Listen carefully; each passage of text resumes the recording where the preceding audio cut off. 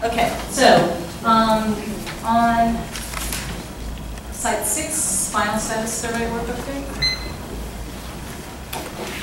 You indicated that there was a marker that says reporter that was radioactive, and it says here that 1.4 MR per hour on contact. Just putting a number on here and not giving us a gauge of what's safe and what is not is less than helpful. So can you tell me where that lies in the range of safety? Okay, I'll defer to George. George, could you give us a perspective on that 1.4? Sorry, this is George with Tetra Tech. George, could you speak up? Sorry, George with Tetra Tech. Just for perspective, the average person yearly will receive about 620 milligram per year just from background exposure. And so that object, if you had that in your pocket on contact, that would be 1.4 milligram per hour on contact. Per hour on contact. So if I'm living on top of that, you're telling me I have a steady rate of 1.4 milligrams? Rim. Okay, milligram. Just to clarify, not living on top of it.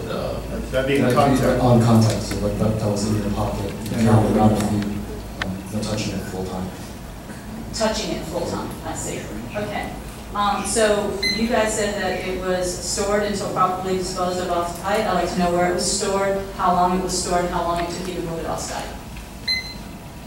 Okay, so, sorry, could you? Where's the story? May I repeat the question? So right now, we removed the object from IR Site 6, and we're storing it in Building 96 in an RMA controlled area within our building. It's in a controlled area? Is it in a controlled box like the DOT uses? Or is it just in a controlled area? It's inside in our building, which is secured, and then it's inside a RAD area, an RMA, radiological materials area that we secure. So you're saying it's still there? It's in, not at Site 6, but in one of our buildings that we... It's still on TI?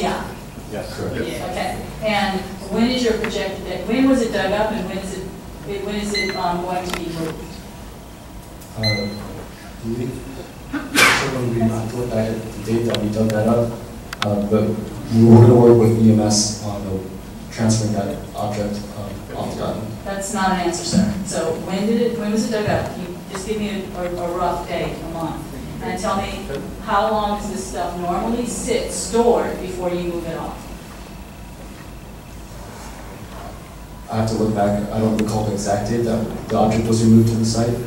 Maybe it was several months ago. Yeah. It was several months ago, and it's been sitting several months in storage, on top of having been in the ground, and now it's sitting in storage. Away from residents, away from everybody, in a safe storage. And this object was found in the soil, in a soil planet adjacent to Building 461. Okay, so when is the projected date that it will be moved outside? I don't believe there is a projected date. It'll be handled towards the end of the project. It'll be turned over to EMS, and EMS will ship it off. Yes, EMS is the Navy's low-level radiological waste disposal contractor who we will transfer the contractors that excavate the items.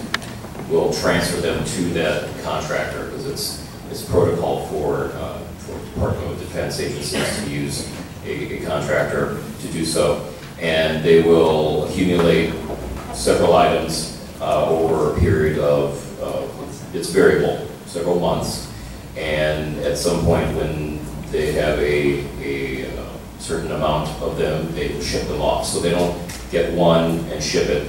They're accumulated in a secure area, and then they're shipped off as needed at a random time frame every few months or so. Is my linear logic correct in thinking that if you're correcting these items that have radioactive materials and they are starting with 1.4 milligrams per hour, that's only going to aggregate as you increase the concentration of those being stored over the time period until you move them off?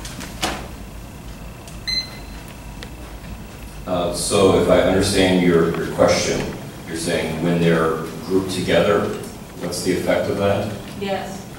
So I'll defer to either Zach or Ray what the effect of that is.